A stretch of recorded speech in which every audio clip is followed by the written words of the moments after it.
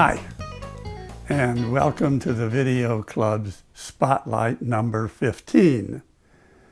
In these spotlights, we show off some of the creative talents of one or more of our club members. Now, the first film I'm going to show you today, I made many years ago.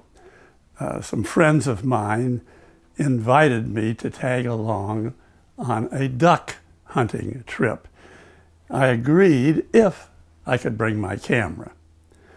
The location is a place called Tule Lake. It's a large marshy area during certain times of the year, and it's on a flyway for all the ducks and geese going back and forth. Now, one nice thing about video is that when you capture a special event, you have that memory forever. Here is Tule Lake.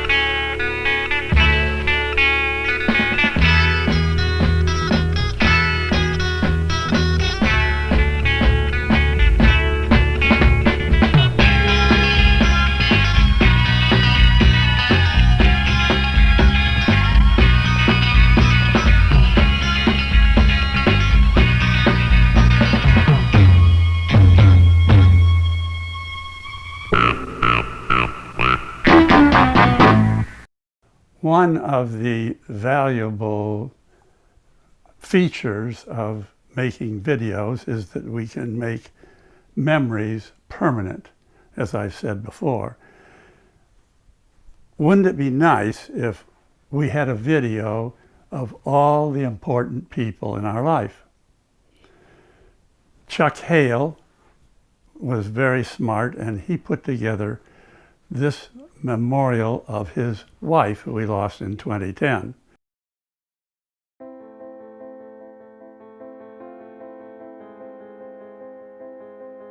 A little girl was born on October 14, 1942, right in the middle of the bombing of Berlin, Germany, and she survived.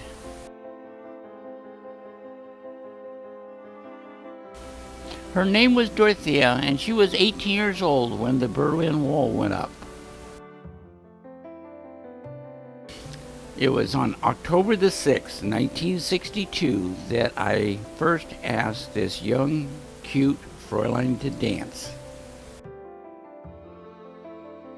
A year after that dance, I proposed marriage by mail. She accepted by mail, sent a diamond ring through the mail, and we had a 10-month-long engagement period by mail. Anyone that would fly 6,500 miles to marry an ex-GI has to have a lot of courage. Any woman that would hike slot canyons in their 60s has got to either be courageous or very, very foolish.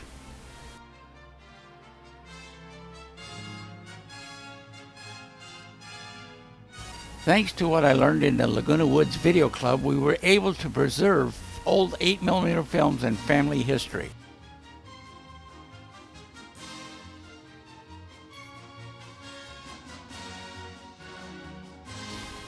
Dorothea just loved to travel. In fact, she was the manager of a travel agency in Berlin, Germany before we got married. And when we got married, she dragged me all over the place, whether it was by car or by cruise. That woman loved to travel.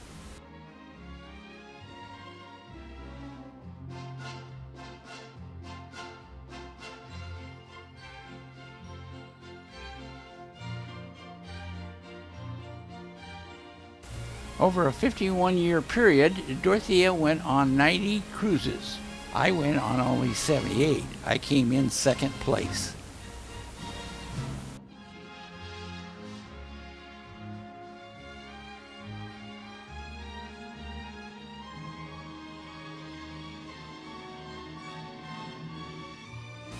For all of her life, Dorothea has always been involved with some type of social service. She worked for the social service here in Laguna Woods for 14 years. She would visit a shut-in once a week, making sure that they were eating properly and their health was okay. Living conditions were good. On Fridays, you would find Dorothea answering the telephone at City Hall. She loved to volunteer for everything. She ended up taking a shift every Wednesday at the library. The most volunteering woman I ever met.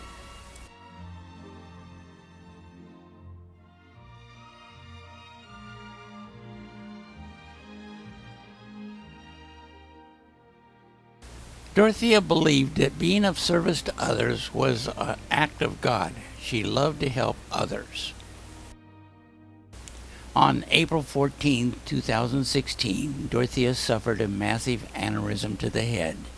She was transported to the hospital immediately and stayed in a coma for 5 days.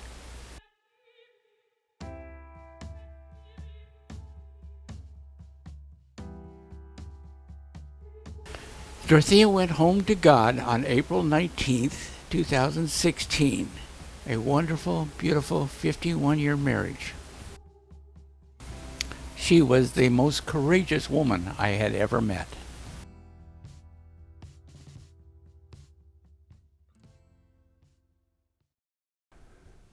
This next film shows another example of a memorialization of a good friend.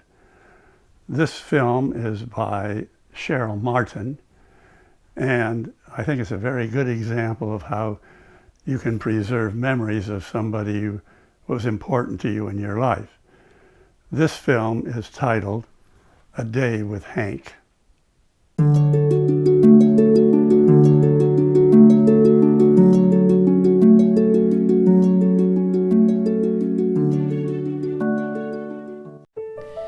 Let me introduce to you a special man. His name is Henry Amin, who goes by the name of Hank. He is the son of Lebanese immigrants who came to America in the early 1930s seeking the American dream. What do I find in Hank that is so admirable and worthy to talk about? Well, he's 84 years old and still works as a fireman at Disneyland. In fact, he's worked there now for 57 years. Wanting to learn more, I decided I'd spend the day with him, hoping I could discover some secret recipe to health, wellness, and perpetual job security. We went through his old family picture albums while I asked a few questions about his youth and young adult years. He spoke with respect for his father, who started a deli and restaurant in Cleveland. Let's hear what Hank had to say about their hard work. If I look up, I look up at my dad because he had a lot of work ethics. He was a hard worker. I always said if you put a bed in where he worked, he would have slept there all night because he really wanted to go. He wanted to really fit in with America. He wanted to be a patriotic citizen. Later, he showed me some of the awards he received from Disneyland. He had them showcased in a lovely curio cabinet. I especially liked his 50th anniversary award of a bronze Mickey Mouse painting Hank's portrait. He relayed heartwarming stories of his years in the Air Force, then marrying the love of his life, Mary Ann, starting a family, and moving to California in search of a career. Finding work was a challenge. But with perseverance and the desire to provide a good life for his family, he got work as a fireman at the Garden Grove Fire Department, which led to him getting a job as a fireman at Disneyland. Throughout the day, I found myself admiring Hank more and more. He's such a man of heart. As we talked further, he broke into tears over the recent loss of his Mary Ann. Quickly recovering, we went off to the gym. I had the privilege of taking part in his daily routine, which included swimming 40 laps across the pool.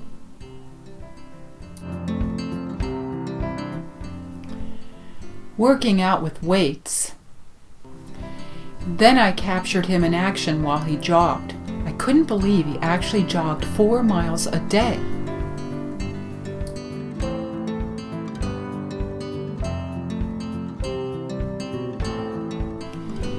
Now I understand how he managed to win the Disney running marathons.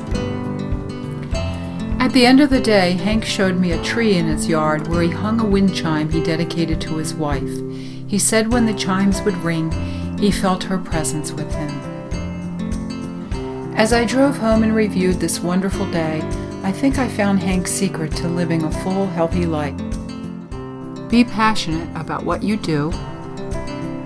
Maintain a youthful spirit. Remain loyal to helping others. Exercise daily. And love big.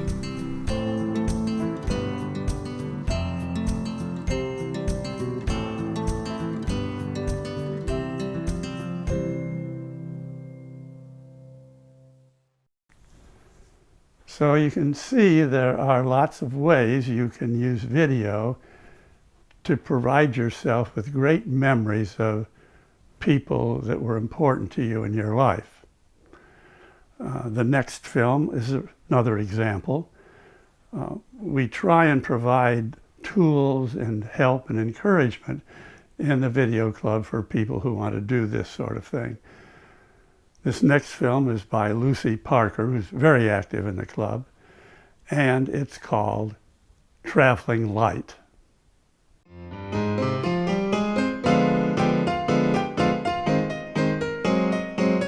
Dorothy Byrne is a friend of mine from St. Petersburg, Florida, and a wonderful ragtime piano player. She's also a great and late traveler. In her 70s and 80s, Dorothy has gone all over the world, sometimes with a friend, sometimes with a group, and sometimes by herself. She's been to Turkey, Ireland, Mexico, Eastern Europe, and most recently China and South Africa. When I have traveled with Dorothy, she schlepped a whole lot less luggage than I did. I wanted to find out her secrets for packing light. I caught up with Dorothy at a Greyhound bus terminal in Southern California. Dorothy travels with a backpack and a carry-on, and that is pretty much it. This doesn't happen by accident. She's thought this out. Yes, I've certainly thought it out, but how I put it in the suitcase is just throw it. How many days of clothing do you think you carry? I carry 3 to 4 bottoms, generally all black, 4 to 5 tops. And how about underwear for how many days? I take 3 pairs of underwear, wash them out every night. How about a nightie? 1, 2? 1, and it's lightweight. And a bathing suit? 2 pairs of shoes, walking shoes. Oh yeah, the dressy shoes double as slippers? Okay.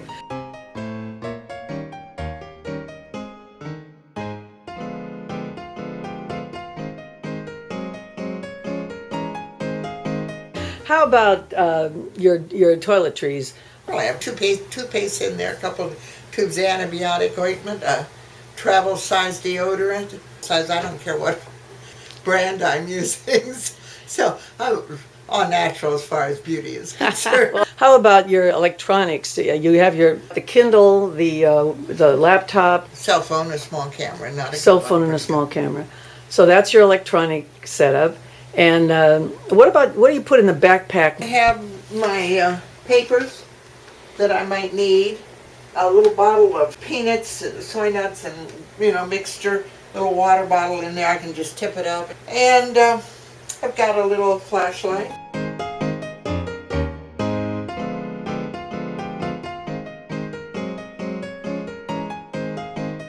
What about your laptop? Do you carry your laptop in there for safety? I carry the laptop in this rather rugged purse. Oh, there's a third bag I didn't know about. My purse. Let's take a look at that. What's in Well, there? it just barely hits the computer and the Kindle. Can you show us how this cane adjusts? Oh, it's. Don't call that a cane. I don't need a cane. Oh, take it back, Dorothy. Tell me what it is then. It's a mountain walking stick. And she uses it for balance, she says. Well, I have an eye problem and I don't want to fall.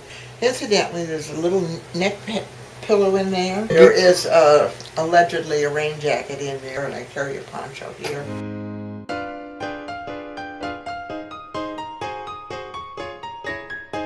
What about when you travel in the winter? It makes it a little bit more difficult, I guess. Very much so. I haven't done any extensive travel in the winter period. The secret of your success is travel in the summer. Well, thank you, Dorothy. Maybe I will take a cue from you because you just are ready to go and you go everywhere. Well, the reality is I cannot handle that much luggage. This is do it or not travel. Well, you're definitely going to travel, so thanks, Dorothy. I hope so.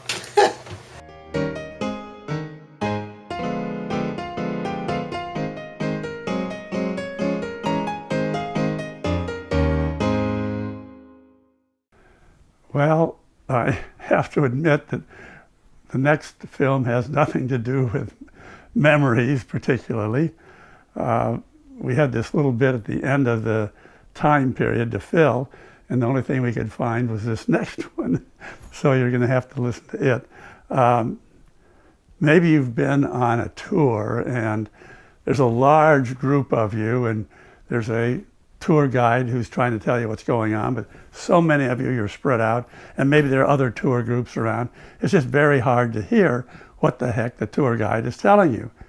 Well, one solution to that is for the tour guide to have a radio microphone, and then each of their group have earphones, and that way pick up the sound easily. There's a big problem with a large group tour to a popular place like Egypt. The problem is trying to hear what the guide is saying when there's so much other tourist noise. To ancient Arabic traditions on this mount,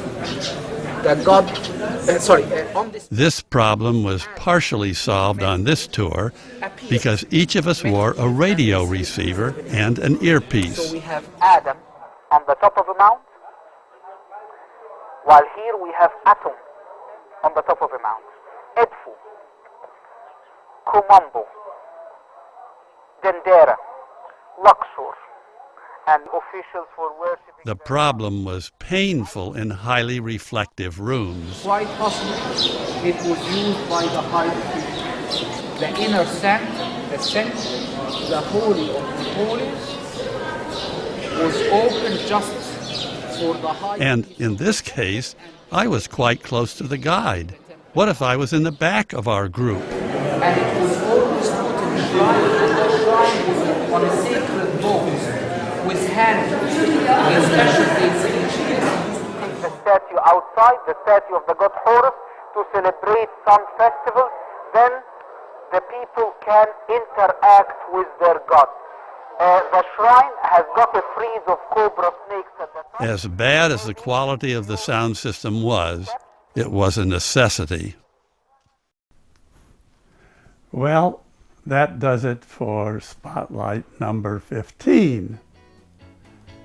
Stay healthy, and we'll see you next time.